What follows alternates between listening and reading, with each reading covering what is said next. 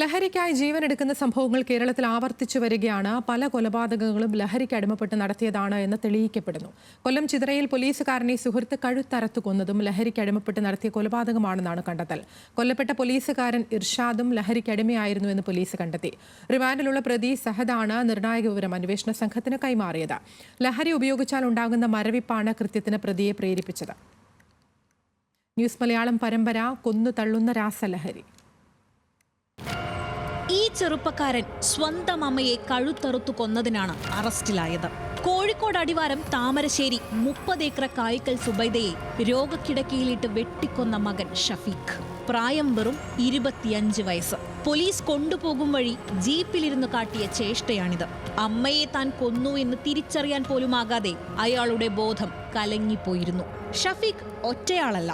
കേരളത്തിൽ ഈയിടെയായി സംഭവിച്ചുകൊണ്ടിരിക്കുന്ന ലഹരിക്കടിമകളായ ചെറുപ്പക്കാർ പ്രതികളാകുന്ന ഭീതിത കുറ്റകൃത്യങ്ങളുടെ പ്രതിനിധിയാണ്. എന്താണ് നമ്മുടെ ചെറുപ്പക്കാർക്ക് സംഭവിക്കുന്നത്? ന്യൂസ് മലയാളം അന്വേഷണം തുടങ്ങുന്നു. ഇന്നു മുതൽ വാർത്താ പരമ്പര.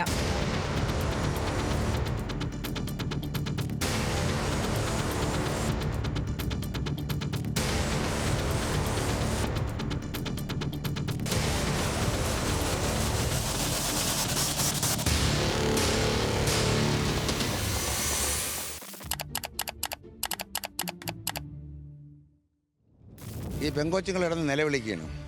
അപ്പോൾ എന്താണെന്ന് ചോദിക്കപ്പോൾ മുകളിലോട്ട് ചൂണ്ടിക്കാണിച്ചുകൊണ്ട് ഷെയർ കേസിൽ ഒരാൾ കിടക്കണമെന്ന് പറഞ്ഞു. ഞാൻ ഓടിച്ചെന്ന് നോക്കപ്പോൾ ദാടിയുള്ളൊരു പയ്യൻ കഴുത്തറുത്ത നിലയിലാണ് കാണുന്നത്. അപ്പോൾ ഞാൻ ചാടി ഇറങ്ങി. അപ്പോൾ ഈ സഹദിൻ്റെ വാപ്പ ചോദിച്ചു എന്ത് ചെയ്യാൻ പറ്റും. അപ്പോൾ ഞാൻ പറഞ്ഞു ഒന്നും ചെയ്യാൻ പറ്റില്ല, നമുക്ക് പോലീസിനെ അറിയിക്കാമെന്ന് പറഞ്ഞു. അപ്പോഴും തന്നെ ഈ സഹദ് അവിടെ നിൽക്കുകയാണ്, വലിയ വയലൻ്റൊന്നുമല്ല. അപ്പോൾ ഈ സഹദിൻ്റെ അടുത്ത് ഞാൻ ചോദിച്ചു എന്തിനടാ നീ ഈ പണി ചെയ്തതെന്ന് ചോദിച്ചപ്പോൾ പറഞ്ഞ് ഞാനല്ല ചെയ്തത്, ജിന്ന് സേവയാണ് ചെയ്തതെന്ന് പറഞ്ഞു. 2024 ഒക്ടോബർ 14 രാവിലെ ചിതറ സ്വദേശി ഇർഷാദിനെ കഴുത്തറുത്ത നിലയിൽ കണ്ട ആംബുലൻസ് ഡ്രൈവറുടെ വാക്കുകളാണിത്. കൊല്ലം ജില്ലയിലെ ചിതറ എന്ന ഗ്രാമത്തെ ഞെട്ടിപ്പിക്കുന്നതായിരുന്നു ആ കൊലപാതകം. കൊല്ലം ചിതറയിലെ വീട്ടിൽ 26-കാരനായ പോലീസുകാരൻ ഇർഷാദ് സുഹൃത്ത് സഹദിനാൽ കഴുത്തറുത്ത് കൊല്ലപ്പെടുന്നു. സംഭവ സ്ഥലത്ത് വെച്ച് തന്നെ സുഹൃത്ത് സഹദിനെ പോലീസ് പിടികൂടുന്നു. മാരക ലഹരി ഉപയോഗത്തിന് അടിമയാകുന്നവർ നടത്തുന്ന അരുംകൊലകളിൽ ഒന്നു മാത്രമാണോ ഈ സംഭവം? ദുരൂഹമായ ജീവിത പശ്ചാത്തലവും നഷ്ടമായ ജീവനും ഇനിയും പരിഹരിക്കാനാകാത്ത ഗുരുതരമായ പ്രശ്നത്തിലേക്ക് തന്നെയാണ് പൊതുസമൂഹത്തിന്റെ ശ്രദ്ധ ക്ഷണിക്കുന്നത്. ഏറെ നാളായി ഇർഷാദ് സുഹൃത്ത് സഹദിന്റെ വീട്ടിലാണ് താമസിച്ചിരുന്നത്. രാവിലെ പുറത്തുപോയി വന്ന സഹദിന്റെ പിതാവ് അബ്ദുൽ സലാമിനോട് കൊലപാതക വിവരം പ്രതി സഹദ് തന്നെയാണ് അറിയിച്ചത്. അബ്ദുൽ സലാം മരിച്ചു കിടന്ന ഇർഷാദിനെ മുറിയിൽ ചെന്ന് കാണുന്നു. പോലീസും സമീപവാസികളും വിവരമറിഞ്ഞെത്തിയപ്പോൾ കണ്ടത് ലഹരിക്കടിമപ്പെട്ട മൃതദേഹത്തിനരികിൽ ഒരു കൂസലുമില്ലാതെ അർദ്ധ അബോധാവസ്ഥയിൽ ഇരിക്കുന്ന സഹദിനെയാണ്. ചോര വാർന്നു കിടന്ന ഇർഷാദിന് സമീപം സുഗന്ധ വസ്തുക്കൾ കത്തിച്ചു വെച്ചിരുന്നു. രാസലഹരി അയാളെ അത്രയും ആഴത്തിൽ അടിമയാക്കിയിരുന്നു. അയാൾ അപ്പോഴും പറഞ്ഞുകൊണ്ടേയിരുന്നു, ലഹരിയാണ് ഇർഷാദിനെ കൊലപ്പെടുത്തിയത്. ലഹരി തന്നെയാണ്, 100% ലഹരി തന്നെയാണ് ഇത്. ഇപ്പോൾ ഈ 6 മാസത്തിനകത്ത് വെച്ച് 225 കിലോ 135 കിലോ വരെയുള്ള കഞ്ചാവ് ഈ ചിതറ കല്ലുവട്ടാങ്കുഴി ഈ ചിതറ മേഖലയിലുള്ള 10-25 വയസ്സായ പയ്യന്മാർ ഉപയോഗിച്ച് അവരെല്ലാം ഇപ്പോൾ ജയിലിലാണ്. അപ്പോൾ ഈ ചിതറ മേഖലയിൽ വളരെ ഒരു ലോബി തന്നെ പ്രവർത്തിച്ചുകൊണ്ടിരിക്കുകയാണ്.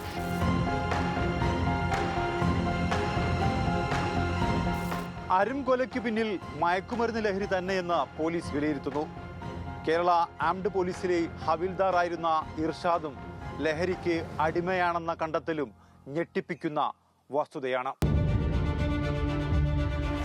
ചിതറയിലെ കൊലപാതകം നടന്ന വീട്ടിൽ പോലീസ് നടത്തിയ പരിശോധനയിൽ മാരക മയക്കുമരുന്നുകളുടെ ആംപ്യൂളുകൾ, സിറിഞ്ച്, MDMA എന്നിങ്ങനെയുള്ള ലഹരി വസ്തുക്കൾ ഉപയോഗിച്ചതിനുള്ള തെളിവുകൾ കണ്ടെടുത്തു. കൊലപാതകം നടന്ന വീട്ടിൽ ദുർമന്ത്രവാദം നടന്നിരുന്നതായും പോലീസിന് തെളിവുകൾ ലഭിച്ചിട്ടുണ്ട്. കൊലയ്ക്ക് പിന്നിൽ മയക്കുമരുന്ന് ഉപയോഗം തന്നെയെന്ന് പോലീസ് സ്ഥിരീകരിക്കുന്നു. കേരള ആംഡ് പോലീസ് അടൂർ ക്യാമ്പിലെ ഹവീൽദാറായിരുന്ന ഇർഷാദും ലഹരിക്കടിമ തന്നെയായിരുന്നു. ലഹരി ഉപയോഗം കാരണം പോലീസ് സർവീസിൽ നിന്ന് അച്ചടക്ക നടപടി നേരിട്ടയാളാണ് കൊല്ലപ്പെട്ട ഇർഷാദ്. കഴക്കൂട്ടം, ചടയമംഗലം, പോത്തൻകോട്, ചിതറ എന്നീ സ്റ്റേഷനുകളിലായി 20-ലധികം ലഹരി കേസുകൾ സഹദിന്റെ പേരിലുമുണ്ട്.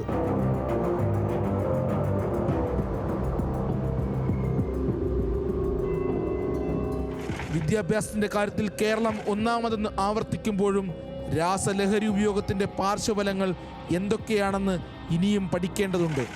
തന്നോടൊപ്പം കൂടെ ഇരുന്ന് മദ്യപിച്ച ആളാണെന്ന് ഇതെല്ലാം മറന്നുപോവുകയാണ്. അപ്പം എന്ത് ക്രൂരപ്രവൃത്തിയും ചെയ്യാനും എന്ത് ഹീനപ്രവൃത്തിയും ചെയ്യാനുള്ള ഒരു ബോധം ഈ ലഹരി മനുഷ്യനിൽ സൃഷ്ടിക്കുകയാണ്. ലഹരിയുടെ അടിമയായി ചെയ്ത ഒരു കൃത്യമായിട്ടാണ് നമുക്ക് ബോധ്യപ്പെട്ടത്. കാരണം അത്രത്തോളം ആ സമയത്ത് അദ്ദേഹത്തിന് ഇതുമായി ഒരു ബന്ധവുമില്ല. ഈ സംഭവമായിട്ടോ ഇത് ചെയ്തെന്നുള്ള രീതിയിലുള്ള യാതൊരു ബന്ധവുമില്ലാത്ത രീതിയിലുള്ള വർത്തമാനങ്ങളാണ് ഈ സഹദ് അന്ന് പറഞ്ഞത്.